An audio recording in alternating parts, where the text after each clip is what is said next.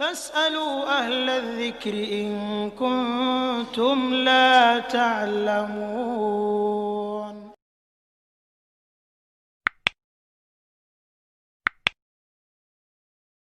Assalamualaikum warahmatullahi wabarakatuh. Alhamdulillahi hamdan katsiran thayyiban mubarakan fih, mubarakan alaih kama yuhibbu rabbuna wa yardah. Ashhadu an la ilaha illallah wahdahu la syarika lah, wa ashhadu anna Muhammadan abduhu wa rasuluh. Sallallahu alaihi wa ala alihi wa sahabatihi ajma'in wa man tabi'ahum bi ihsanin ila yaumiddin, amma ba'd. Fa ikhwani fid din wa akhwati fillah, kaum muslimin wal muslimat yang saya cintai dan saya muliakan, rahimani wa rahimakumullah. Semoga Allah Azza wa Jalla senantiasa mencurahkan rahmatnya kepada kita sekalian. InsyaAllah ta'ala kita akan melanjutkan pembahasan hadis-hadis yang mulia tentang adab-adab yang diajarkan kepada kita oleh Nabi yang paling mulia, Nabi yang paling tinggi akhlaknya dan adabnya, Nabi kita Muhammad sallallahu alaihi wasallam, dari kitab Al-Adabul Mufrad yang disusun oleh Al-Imam Abu Abdullah Muhammad bin Ismail Al-Bukhari, dan kita petik dari Sahih Al-Adabil Mufrad yang telah diteliti oleh Al-Imam Al-Muhaddits Muhammad Nasiruddin Al-Albani rahimahumullahu ta'ala rahmatan wasi'ah.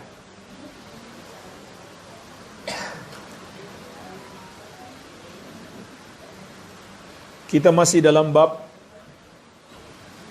Babu birril walid al-musyrik. Bab berbakti kepada orang tua yang musyrik, orang tua yang kafir. Pada pertemuan-pertemuan sebelumnya telah kita jelaskan masih ada ruang bagi seorang anak untuk tetap berbakti kepada orang tuanya walaupun orang tuanya kafir. Akan tetapi ada batasan-batasan. Ada batasan-batasannya sebagaimana telah kita jelaskan di pertemuan sebelumnya. Pada kesempatan ini insyaallah kita akan memasuki hadis yang terakhir di dalam bab ini, yaitu hadis nomor 20 di kitab Sahih Al-Adabil Mufrad. Adapun di kitab aslinya nomor 26. Al-Imam Abu Abdullah Muhammad bin Ismail Al-Bukhari rahimahullahu ta'ala berkata, An Ibni Umar qala, dari sahabat yang mulia Abdullah bin Umar radhiyallahu ta'ala anhuma, beliau berkata, Ra'a Umar radhiyallahu anhu hullatan siyara tuba'. Sahabat yang mulia, Amirul Mukminin, manusia yang paling mulia nomor 2 pada umat Nabi Muhammad SAW setelah Abu Bakar, dialah Umar bin Al-Khattab radhiyallahu anhu, pernah melihat pakaian jubah yang terbuat dari sutra atau mengandung padanya sutra, dijual di pasar. Pakaian sutra dijual di pasar. Faqala, maka beliau bersabda, Ya Rasulullah, ibta' hadhihi falbasha yaumal jum'ah wa idza ja'aka al-wufud.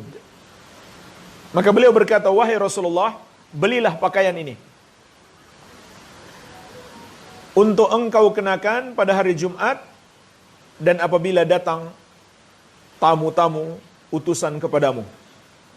Qala, maka Nabi sallallahu alaihi wasallam bersabda, Innama yalbasu hadhihi man la khalaqa lahu Innama yalbasu hadhihi man la khalaqa lahu. Hanyalah yang menggunakan pakaian sutra ini orang yang tidak lagi memiliki bagian di akhirat. Maksudnya orang kafir. Yang memakai sutra itu hanyalah kebiasaan orang-orang kafir. Fa'utiyan Nabi sallallahu alaihi wasallam minha bihulalin. Kemudian di suatu hari Nabi sallallahu alaihi wasallam pernah diberi pakaian sutra. Jadi beliau pernah dihadiahkan oleh seseorang pakaian sutra. Fa arsala ila Umar bihullatin. Maka beliau mengirimkan sebagian dari pakaian itu kepada Umar sebagai hadiah. Faqal, maka Umar radhiyallahu anhu berkata, "Kaifa albasuha wa qad qulta fiha ma qulta?" Wahai Rasulullah, bagaimana mungkin aku menggunakan pakaian ini? Padahal engkau telah mengatakan tentang pakaian ini seperti yang engkau katakan dahulu, yaitu pakaiannya orang kafir. Jadi, bagaimana bisa aku kenakan ya Rasulullah? Qala, maka Nabi sallallahu alaihi wasallam bersabda, "Inni lam u'tikaha litalbisaha, walakin tabi'uha au taksuha." Aku tidak memberikan pakaian ini kepadamu untuk kamu kenakan. Akan tetapi kamu bisa menjualnya atau memakaikan kepada yang boleh memakainya. Yang boleh memakainya contohnya perempuan. Perempuan boleh menggunakan sutra. Begitu pula orang yang sakit kulit. Karena terpaksa, karena darurat, dia pakai pakaian sutra. Iya. Itu ada alasan. Fa arsala biha Umar ila akhin lahu min ahli Makkah qabla an yuslimah. Maka Umar mengirim pakaian tersebut kepada saudaranya yang termasuk penduduk Makkah sebelum saudaranya itu masuk Islam. Artinya saudaranya masih kafir. Hadis ini juga diriwayatkan Al-Bukhari dan Muslim di dalam sahih mereka berdua. Baik, jemaah sekalian, mari kita perhatikan hadis yang mulia ini. Di dalamnya terkandung pelajaran-pelajaran yang sangat banyak, yang sangat berharga bagi kita. Di antaranya,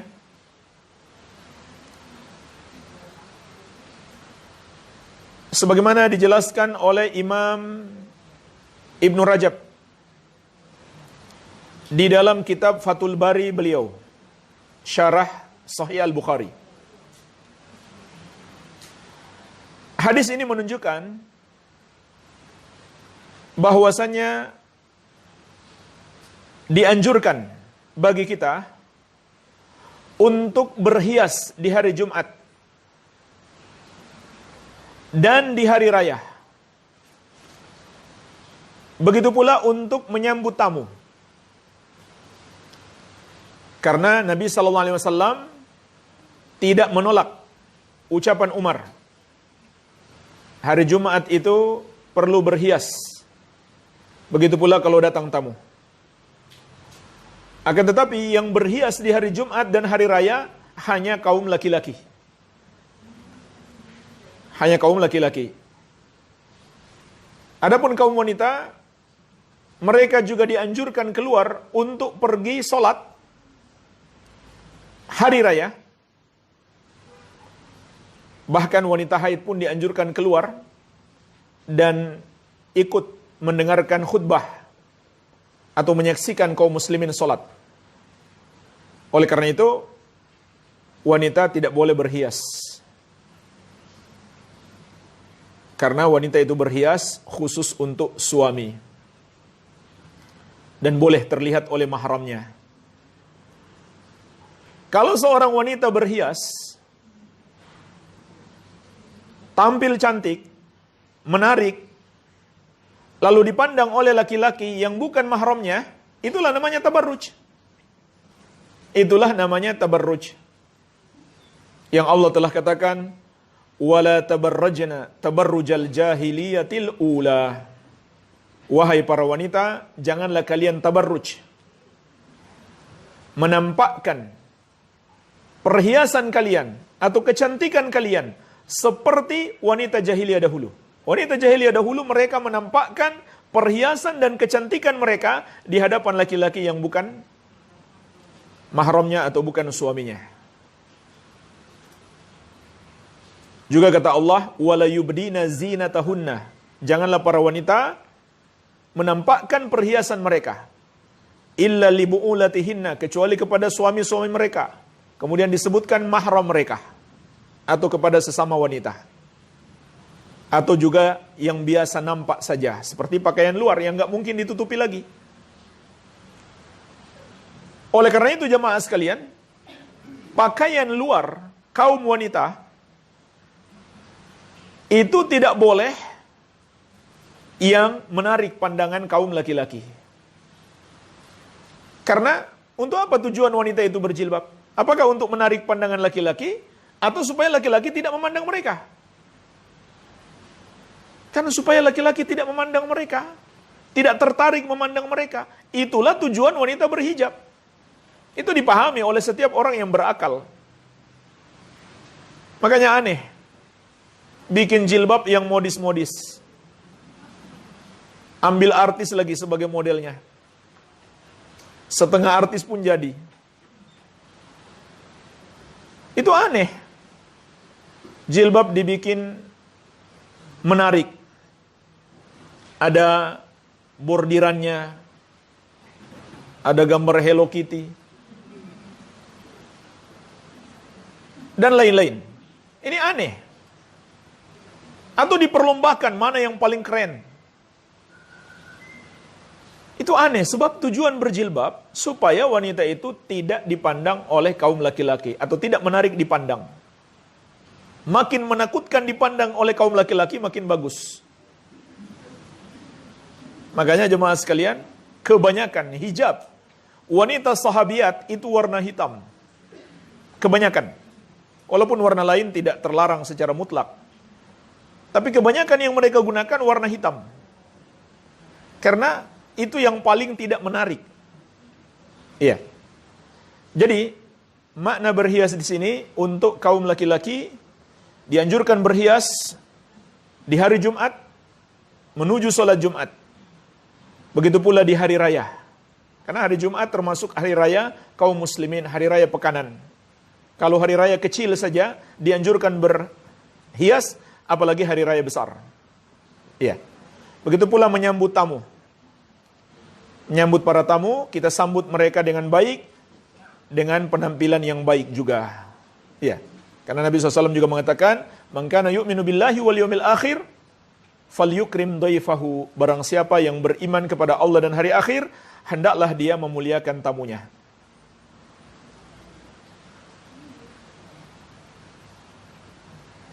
Kemudian, pelajaran berikutnya, dikatakan juga oleh Imam An-Nawawi rahimahullah dalam syarah Muslim. Dalam hadis ini terkandung larangan menggunakan sutra bagi kaum laki-laki. Dan kata Imam Ibn Rajab, sama saja. Apakah sutra murni atau tercampur dengan sutra? Kebanyakannya sutra. Karena dalam penjelasan para ulama, hullatan sayra, dalam hadis ini maknanya dia tercampur dengan sutra, bukan sutra murni. Jadi sama, dua-duanya terlarang.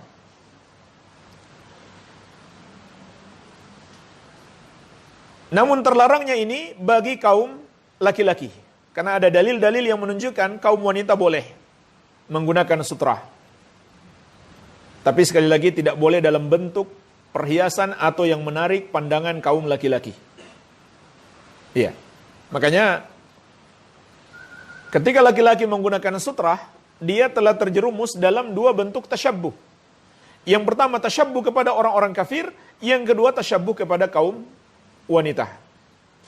Dan kedua-duanya adalah dosa besar. Nabi SAW mengingatkan, "Man tasyabbaha biqaumin fahuwa minhum."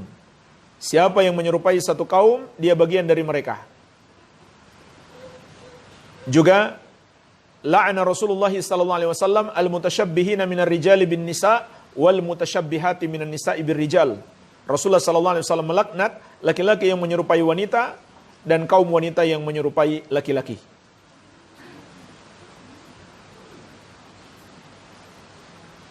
Jadi ini hukumnya haram. Akan tetapi, hadis ini juga memberi pelajaran. Kata Imam Nawawi rahimahullah, ini boleh diberikan sebagai hadiah. Dan juga boleh diperjualbelikan. Lihat hadis ini. Disebutkan dalam riwayat yang lain, kemungkinan besar yang berjualan sutra ini adalah seorang muslim. Karena para pedagang yang ada di dekat masjid Nabi SAW adalah umumnya kaum muslimin.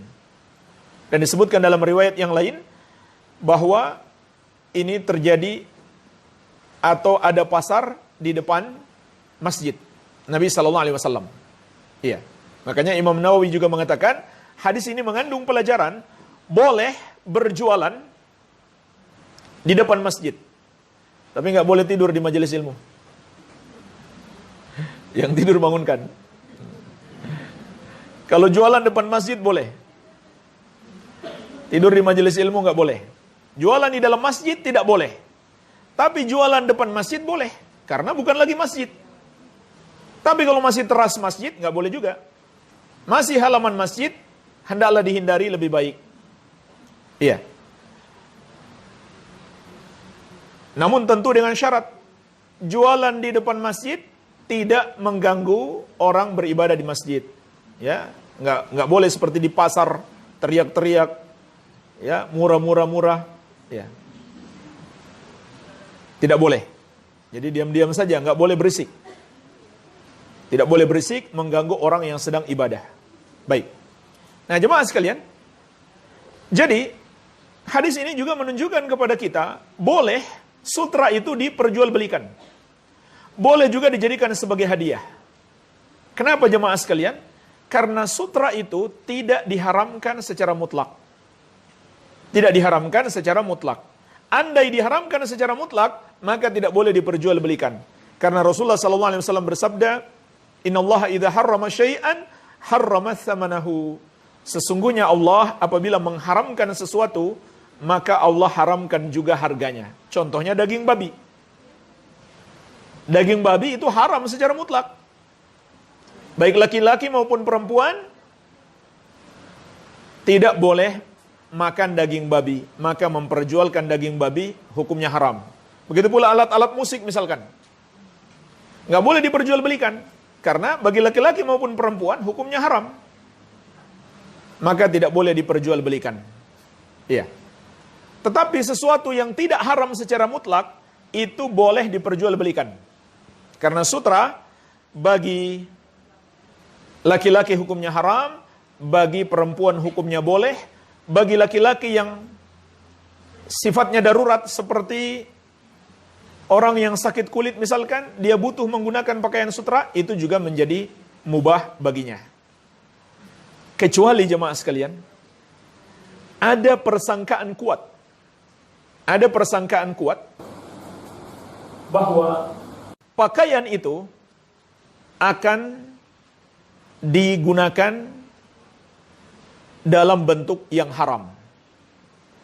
Dalam bentuk yang haram. Maka tidak boleh kita jual kepadanya. Iya. Ya mirip juga dengan pakaian wanita yang kelihatan auratnya. Itu kan pakaian yang bisa jadi halal, bisa jadi haram. Artinya tidak diharamkan secara mutlak. Kalau dia pakai depan suaminya saja ya tidak masalah. Malah bagus. Makin terbuka makin bagus kan? Suaminya makin senang. Tetapi kalau ada persangkaan kuat, pakaian ini dia akan gunakan untuk mempertontonkan auratnya, memperlihatkan kecantikannya, menjadi tidak boleh kita menjual kepadanya atau memberi hadiah kepadanya. Iya. Jadi kalau ada orang yang dulu punya pakaian, ada seorang wanita yang dulu punya pakaian-pakaian yang terbuka, Boleh dia pakai depan suaminya, boleh dia kasih hadiahkan kepada wanita lain, tapi dengan syarat dia tidak punya persangkaan kuat. Wanita itu akan menggunakannya di hadapan kaum laki-laki yang bukan mahramnya atau bukan suaminya. Sama dengan jual pisau. Menjual pisau hukumnya apa? Halal. Tapi kalau ada orang yang mengatakan, saya mau beli pisau, saya mau bunuh orang itu tuh, boleh nggak kita jual kepadanya? Nggak boleh kan? Ya miriplah seperti itu. Jual pisau hukumnya asalnya adalah halal. Tapi kalau ada orang datang mau beli, kemudian dia katakan, saya mau beli pisau kamu, saya mau bunuh orang itu. Orang itu tidak berhak dibunuh. Dan dia nggak berhak membunuh. Maka haram kita menjual kepadanya. Baik. Jadi, oleh karena itu, yang dilakukan oleh Umar bin Khattab radhiyallahu anhu di dalam hadis ini tidak bermakna beliau setuju saudaranya itu walaupun masih kafir untuk menggunakan sutra. Tidak bermakna seperti itu. Karena jemaah sekalian, pada dasarnya orang-orang kafir itu juga terlarang melakukan semua perbuatan yang haram. Sedangkan Nabi SAW mengatakan, adapun maksud Nabi SAW mengatakan, ini adalah pakaian orang kafir, maksudnya biasanya dosa mereka. Tapi bukan berarti mereka boleh melakukan dosa itu, tidak. Tidak bermakna seperti itu. Karena Allah telah mengabarkan kepada kita, orang-orang kafir itu kelak di hari kiamat, mereka bukan saja akan dihukum, disebabkan karena kekafiran mereka, tapi juga karena meninggalkan kewajiban-kewajiban yang lain, dan juga karena melakukan perbuatan yang lain, selain dosa kekafiran mereka. Seperti diantaranya, Allah sebutkan di surat Al-Muddathir, mulai ayat ke-42. Ketika ditanyakan kepada penghuni neraka, ma salakakum fi saqar? Apa yang menyebabkan kalian masuk ke dalam neraka Saqar? Qalu lam naku minal musallin. Maka mereka mengatakan, kami tidak termasuk orang-orang yang melakukan sholat. Kalau ini kekafiran. Kemudian perhatikan jawaban yang kedua. Walam naku nut'imul miskin. Kami tidak termasuk orang yang memberi makan orang miskin. Ini kewajiban. Memberi makan orang miskin. Meninggalkan kewajiban ini tidak sampai kafir. Tapi tetap mereka dihukum karena itu. Karena itu juga dosa. Wa kunna nakhudu ma'al khaidin. Dan kami bersama orang-orang yang membicarakan yang batil. Wa kunna nukadzibu biyaumiddin. Dan kami mendustakan hari kiamat. Jadi ada beberapa dosa mereka, sebagian kekafiran, sebagian tidak sampai kekafiran, maka tetap dihukum karena itu. Jadi orang-orang kafir akan dihukum karena korupsi, karena mabuk, karena minum khamar, dan juga karena menggunakan sutra. Oleh karena itu, Umar memberikan hadiah kepada saudaranya yang masih kafir di sini, bukan bermakna Umar menyetujui dia menggunakan pakaian tersebut.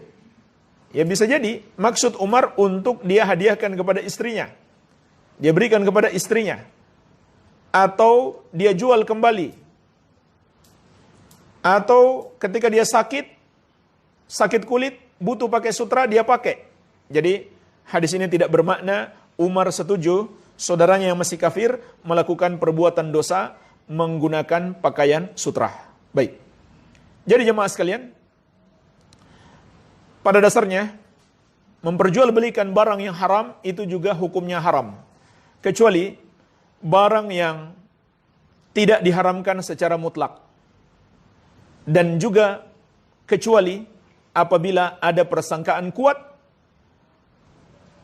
bahwa barang tersebut akan digunakan untuk yang haram, maka tidak boleh kita menjual kepada orang yang membelinya untuk digunakan dalam bentuk yang haram. Baik.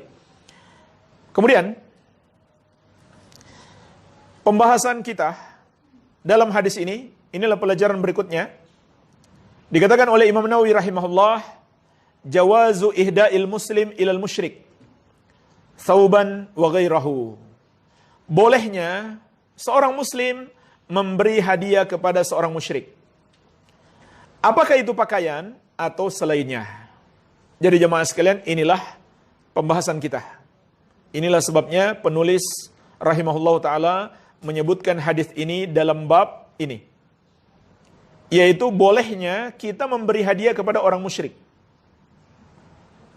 Walaupun bab ini berbicara tentang berbakti kepada orang tua yang kafir. Tapi hadis ini berbicara tentang Umar bin Khattab berbuat baik kepada saudaranya yang kafir, bukan orang tuanya. Namun, di sini kita bisa mengkiaskan. Apabila saudara saja, bukan orang tua, kita masih dibolehkan berbuat baik kepadanya walaupun dia kafir, apalagi orang tua. Jadi dikiaskan di situ. Apabila seseorang yang memiliki orang tua yang kafir, maka hadis ini menunjukkan dia boleh berbuat baik kepada mereka. Dia boleh berbuat baik kepada mereka. Atau kepada siapa saja kerabatnya yang kafir. Walaupun bukan kerabatnya, tetangganya misalkan, yang kafir. Boleh. Dia berbuat baik kepada mereka dengan memberikan hadiah. Dan jemaah sekalian, di dalam hadis ini juga sekaligus terkandung pelajaran yang sangat berharga kepada dua golongan sesat. Bantahan kepada mereka, dua golongan sesat.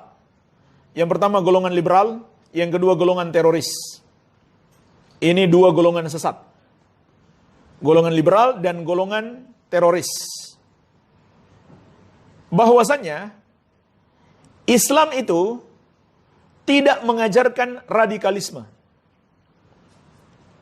Tidak memberikan kepada kita pemahaman radikal. Lihat hadis ini.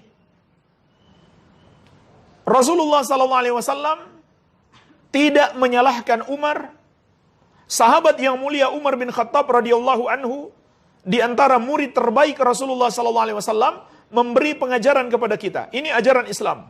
Boleh kita ngasih hadiah kepada orang kafir.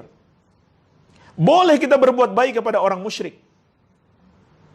Ini adalah bukti bahwa Islam tidak mengajarkan terorisme atau radikalisme seperti yang dituduhkan oleh orang-orang liberal dan seperti yang dipahami oleh para teroris. Jadi dua-duanya salah paham terhadap Islam, baik kaum liberal maupun kaum teroris. Islam tidak mengajarkan kita membunuh mereka secara serampangan, tidak. Bahkan menyuruh kita berbuat baik kepada mereka. Rasulullah SAW sering memberi hadiah kepada orang-orang kafir dan juga menerima hadiah dari mereka. Bahkan karena itulah Rasulullah SAW terjebak minum atau makan makanan yang beracun. Subhanallah. Nabi SAW pernah dihadiahi kambing oleh wanita Yahudi. Ternyata kambing itu sudah dilumuri racun. Dan sahabat yang ketika itu makan bersama Nabi SAW langsung wafat. Langsung wafat. Dan Nabi SAW juga wafat disebabkan karena itu. Walaupun beliau tidak langsung wafat karena itu. Ini menunjukkan kepada kita, para Nabi dan Rasul menerima ujian dan cobaan yang besar, agar kita mencontoh kesabaran mereka, dan agar kita memahami mereka hanya manusia biasa sama seperti kita. Nggak tahu perkara gaib. Kalau Nabi SAW tahu perkara gaib, tentu beliau tidak akan makan makanan yang sudah jelas-jelas beracun. Karena dalam syariat hukumnya haram makan racun. Beliau nggak akan biarkan sahabatnya menjadi korban. Dan beliau sendiri pun menjadi korban. Tapi di situ bisa kita ambil pelajaran. Nabi SAW memberi hadiah dan menerima hadiah dari orang-orang kafir. Dan ketahuilah jemaah sekalian, memberi hadiah kepada orang kafir itu bisa menjadi pintu dakwah. Sebagaimana sering kita sampaikan, sebuah hadis yang diriwayatkan Imam Muslim dari Anas bin Malik radhiyallahu anhu, Rasulullah SAW pernah memberikan kambing sebanyak 1 lembah kepada orang kafir Arab Badui kurang ajar. Sudah kafir kurang ajar lagi. Dia datang kepada Nabi SAW dan mengatakan, "Wahai Muhammad, berikan saya harta." Coba, nggak salam, nggak ada basa-basi, dan suaranya keras, kasar, dan panggil nama lagi. Tidak dipanggil dengan panggilan kehormatan, wahai Nabi, wahai Rasulullah. Tidak. Wahai Muhammad, berikan saya harta. Maka Nabi SAW memberikan kepadanya kambing sebanyak 1 lembah. Apa yang terjadi setelah itu? Orang itu tidak lama masuk Islam. Bahkan ketika dia pulang kampung, langsung dia teriak, ay qaumi aslimu, fa inna Muhammadan la yu'ti ata'an ma yakhaful faqar. Wahai kaumku, ayo kita masuk Islam. Karena Muhammad memberikan sedekah tanpa takut jatuh miskin. Subhanallah. Inilah sifat Nabi SAW. Ngasih sedekah, ngasih hadiah, nggak tanggung-tanggung. Kambing sebanyak 1 lembah dikasih ke 1 orang. Maka dia pun terpesona dengan akhlak Nabi SAW. Ini ajaran Islam. Ajaran untuk berbuat baik kepada hamba-hamba Allah. Tapi jemaah sekalian, ini ada syarat. Ini ada syarat. Apa syaratnya? Ada 3 syarat. Berbuat baik kepada orang kafir dengan 3 syarat. Syarat yang pertama, berbuat baik di sini hanya dalam perkara duniawi. Hanya dalam perkara duniawi. Kita ngasih makan, ngasih duit, bayarkan hutangnya, ngasih obat, dan lain-lain. Bukan bermakna kita boleh membantu mereka untuk melakukan ajaran agama mereka yang bertentangan dengan syariat. Seperti penyembahan mereka kepada selain Allah. Mereka mau ibadah di gereja misalkan, lalu kita utus tim, pukul rebana itu, ikut membantu mereka, mengiringi ibadah mereka sambil salawat. Itu kekufuran. Itu bukan tolong-menolong yang disuruh kita melakukannya, bukan. Itu adalah kekufuran. Menyetujui mereka melakukan kekafiran adalah kekafiran. Atau mereka mau merayakan hari lahir seorang nabi yang mereka yakini sebagai anak Allah, na'udzubillah. Keyakinan yang membuat Allah murka. Apakah masuk akal kita kemudian membantu mereka merayakannya? Atau kita ucapkan selamat? Atau kita turut memeriahkan? Itu nggak masuk akal sehat. Dan sangat bertentangan dengan syariat. Dan itu bukan toleransi. Itu namanya tolong menolong dalam dosa. Bedakan antara toleransi dan tolong menolong dalam dosa. Toleransi itu berbuat baik dalam perkara duniawi dan tidak berbuat zolim kepada mereka. Itu toleransi. Tetapi membantu mereka melakukan perbuatan dosa, itu namanya tolong menolong dalam dosa. Bahkan dosa terbesar, kesyirikan dan kekufuran. Padahal Allah Azza wa Jalla telah mengingatkan, wala ta'awanu 'alal itsmi wal 'udwan. Jangan kamu tolong menolong dalam dosa dan permusuhan. Jadi jemaah sekalian, tidak semua tolong menolong itu berpahala. Tidak semua. Ada karyawan datang terlambat, dia minta tolong temannya, tolong teken absennya ya. Nggak boleh kita tolong dia. Dia datang terlambat, kita teken absennya, datang tepat waktu. Nggak boleh. Itu menolong dalam dosa. Atau kita diminta oleh atasan buat tanda tangan fiktif. Ada perjalanan dinas. Padahal nggak ada perjalanannya, cuma ingin dapat uangnya. Nggak boleh kita membantu. Nggak boleh kita taat dalam perbuatan dosa tersebut. Baik, ini yang pertama. Syarat yang pertama. Bukan menolong dalam dosa. Tapi menolong dalam hal yang dibolehkan oleh syariat seperti dalam perkara duniawi. Baik. Kemudian syarat yang kedua. Dia tidak termasuk orang kafir yang memerangi Islam. Yang menghina Islam. Yang melecehkan Nabi Muhammad SAW. Yang menghina Allah Azza wa Jalla. Islam tidak mengajarkan kita bersifat lemah di hadapan orang-orang yang menentang atau menghinakan Islam atau memerangi Islam. Islam mengajarkan kepada kita keberanian. Kalau mereka ingin perang, kita kasih perang. Mereka damai, kita lebih damai lagi daripada mereka. Tapi kalau mereka ingin perang, kita perangi.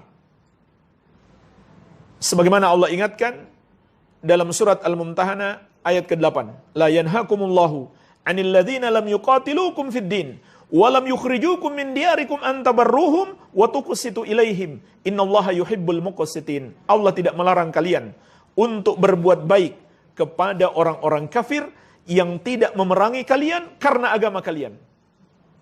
Dan tidak mengusir kalian dari negeri kalian. Dan berbuat adil kepada mereka.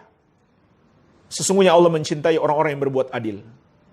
Kalau mereka memerangi kita karena agama kita, memusuhi kita karena agama kita, dan berusaha mengusir kita dari negeri kita, maka jawabannya adalah jihad. Jawabannya adalah jihad. Ini sifat umat Islam. Kalau mereka ingin damai, mereka baik, kita bisa lebih baik daripada mereka. Tapi kalau mereka zalim, mereka menghina syariat, maka jawabannya adalah jihad. Tapi jemaah sekalian, jihad itu adalah jihad yang syar'i. Jihad yang syar'i. Bukan seperti yang dilakukan oleh para teroris. Baik.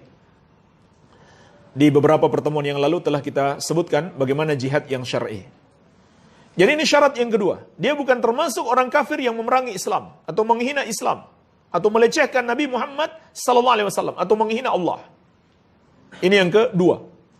Yang ketiga, tidak boleh berbuat baik kepada mereka disertai dengan rasa cinta atau setia kepada mereka atau bersikap loyal kepada mereka. Tidak boleh. Jadi jemaah sekalian, bedakan berbuat baik dan mencintai. Bedakan itu. Kita boleh berbuat baik kepada mereka, tetapi mencintai mereka dilarang di dalam syariat.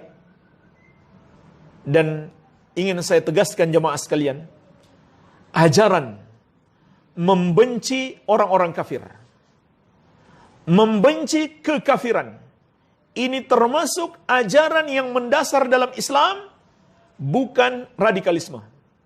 Siapa yang mengatakan itu radikalisme, sama saja dia menghina Al-Quran, menghina Allah, menghina Rasulullah SAW. Karena itu kan kalimat celaan.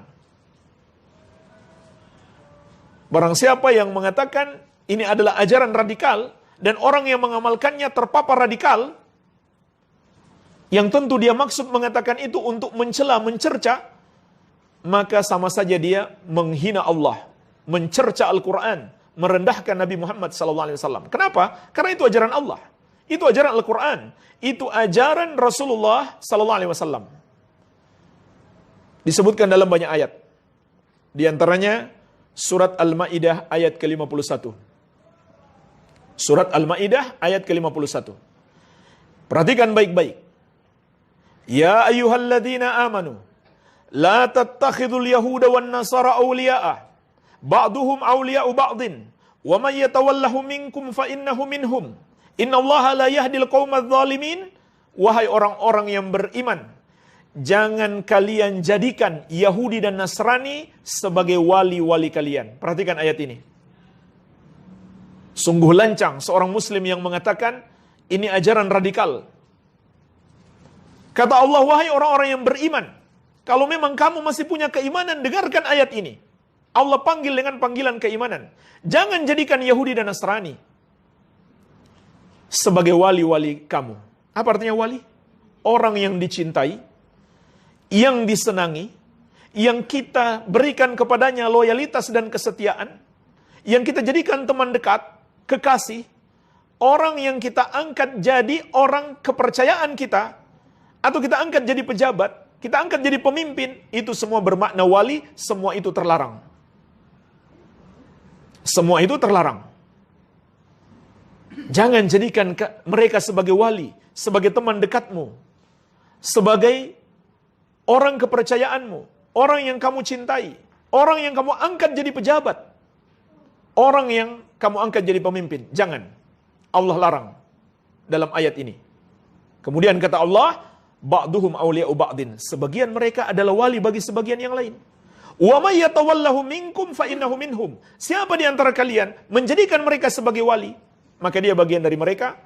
Innallaha la yahdil qaumadz zalimin. Sesungguhnya Allah tidak akan memberikan hidayah kepada orang-orang yang zalim tersebut. Hati-hati jemaah sekalian. Ini sebab seseorang itu kehilangan hidayah ketika dia bersikap loyal, mencintai bergabung, setia dengan orang-orang kafir. Jadi, ini ajaran Islam, bukan ajaran radikal. Kalau ada seorang yang mengaku Muslim, lalu dia bilang Al-Quran itu radikal, mengajarkan radikalisme, maka batal Islamnya. Karena berarti itu dia merendahkan, menghinakan, mencela. Islamnya batal. Siapa yang mengatakan Islamnya batal? Allah langsung. Allah sendiri. Surat At-Taubah ayat 65-66. Qul abillahi wa ayatihi wa rasulihi kuntum tastahzi'un. Katakan, sampaikan kepada mereka wahai Muhammad, apakah dengan Allah dan dengan ayat-ayatnya atau ajaran-ajarannya dan syariatnya dan dengan Rasulnya kalian memperolok-olok, kalian menghina, kalian merendahkan, mencerca, mencaci maki? Tidak usah kalian cari-cari alasan. Walaupun kalian main-main, tidak serius. Qad kafartum ba'da imanikum. Kata Allah, sungguh kalian telah kafir setelah sebelumnya kalian beriman. Itu main-main, apalagi serius.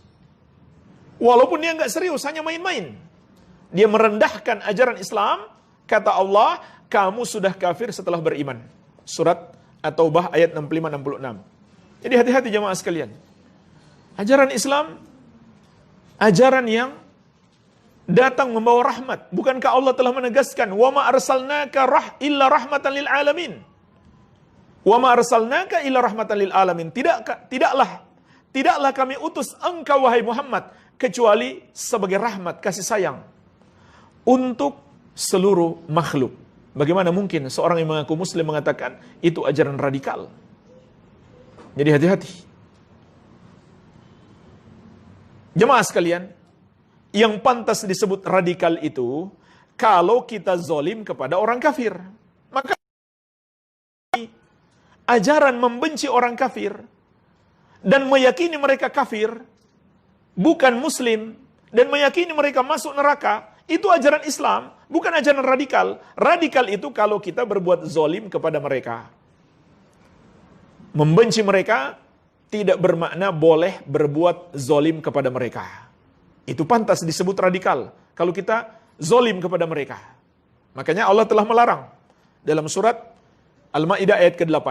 Wala yajrimannakum syana'anu qaumin ala alla ta'dilu i'dilu huwa aqrabu littaqwa. Janganlah kebencianmu kepada satu kaum membawamu tidak berlaku adil kepada mereka atau berbuat zolim.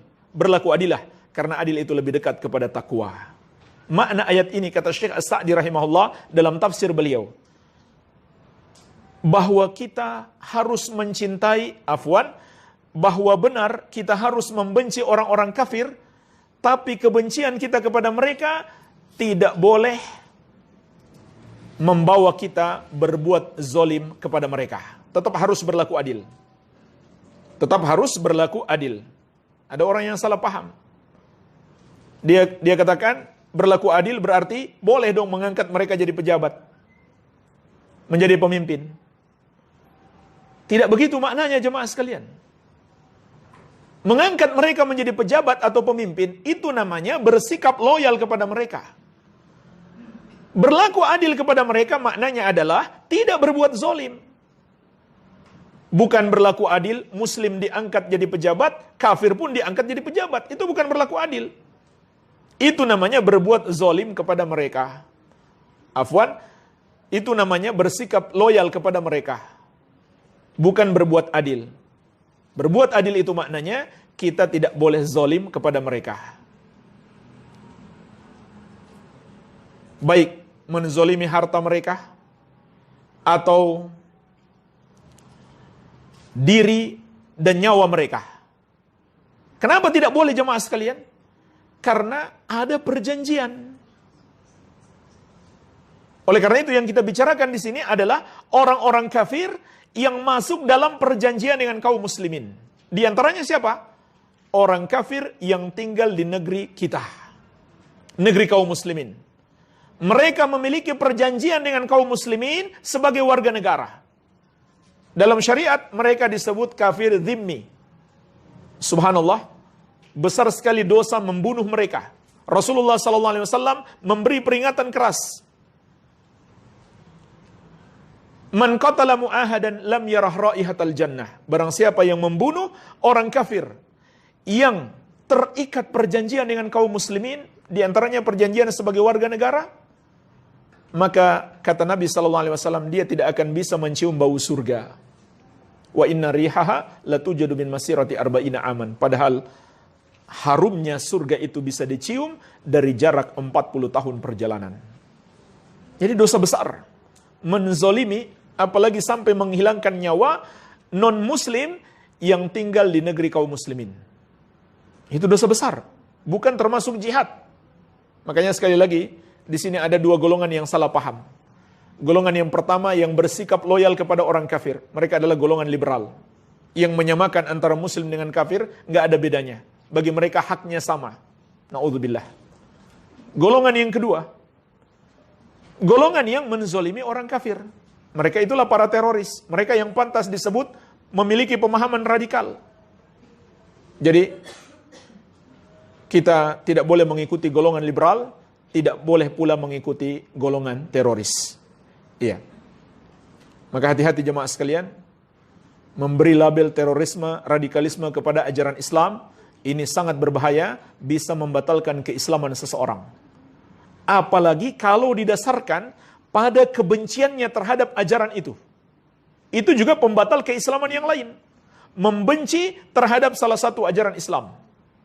Surat Muhammad ayat ke-9. Allah Azza wa Jalla menegaskan, "Dzalika bi annahum karihu ma anzalallah fa ahbata a'malahum." Yang demikian itu, maksudnya mereka menjadi kafir karena mereka membenci yang Allah turunkan, yaitu ajaran Allah dalam Al-Quran dan Sunnah. Maka Allah menghapuskan amalan mereka. Jadi hati-hati. Membenci satu ajaran Islam, satu ajaran Al-Quran, satu ajaran hadis Nabi Muhammad SAW, kata Allah menyebabkan pelakunya kafir dan amalannya terhapus. Nggak ada gunanya dia sholat, nggak ada gunanya dia berbuat baik, semuanya terhapus. Iya. Jadi jemaah sekalian, hadis yang mulia ini mengajarkan kepada kita boleh berbuat baik kepada orang kafir, dan bahwa Islam bukan agama terorisme, bukan radikalisme. Kemudian pelajaran berikutnya,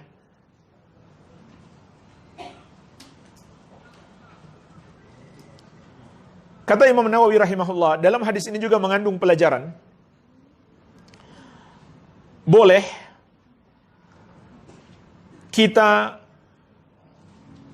memberi saran-saran yang baik kepada orang yang lebih mulia daripada kita. Karena mungkin kita bisa melihat satu maslahat yang belum bisa dia lihat, walaupun dia lebih berilmu daripada kita, lebih mulia daripada kita. Boleh pula murid memberi saran kepada guru. Boleh. Untuk kemaslahatan. Bahkan ini sangat baik. Ini termasuk tolong-menolong dalam kebaikan. Lihat di sini, Umar radhiyallahu anhu memberi saran kepada Nabi Muhammad SAW untuk menggunakan pakaian yang indah di hari Jumat dan ketika berjumpa dengan tamu. Iya. Maka ini dibolehkan. Memberi saran yang baik, memberi masukan-masukan yang baik. Bukan maknanya hadis ini Umar berlaku lancang kepada Nabi SAW, tidak. Justru Umar ingin memberi pertolongan kepada Nabi SAW. Tolong menolong dalam kebajikan dan ketakwaan. Hanya saja yang bisa memutuskan baik dan buruk itu kembali kepada Allah dan Rasulnya, bukan kepada keputusan Umar. Oleh karena itu, hadis ini menunjukkan Umar tidak tahu, awalnya tidak tahu bahwa pakaian sutra itu diharamkan bagi laki-laki. Setelah Nabi SAW jelaskan, barulah beliau paham. Dan inilah jemaah sekalian, dalam hadis ini juga terkandung pelajaran keutamaan para sahabat dahulu. Dan kewajiban kita mengikuti pemahaman mereka. Karena dulu sahabat, kalau mereka salah, Rasulullah SAW meluruskan. Bahkan Allah menurunkan wahyu untuk meluruskan mereka. Adapun kita sekarang, kalau kita pahami sendiri, kita tidak merujuk kepada pemahaman sahabat, siapa yang meluruskan kita? Nggak ada wahyu lagi yang turun menegur kita, tidak ada. Karena wahyu sudah terputus dengan kematian Rasulullah sallallahu alaihi wasallam. Jadi dalam hadis ini juga terkandung keutamaan sahabat dan kewajiban mengikuti pemahaman mereka. Pemahaman mereka sudah pasti benar. Sebab dulu mereka kalau salah, ada Nabi SAW menegur mereka. Bahkan wahyu turun dari Allah untuk menegur kesalahpahaman mereka. Jadi sudah dijamin pemahaman sahabat itu.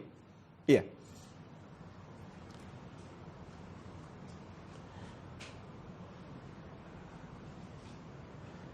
Jemaah sekalian, mungkin ini saja pelajaran-pelajaran yang bisa kita petik dari hadis ini.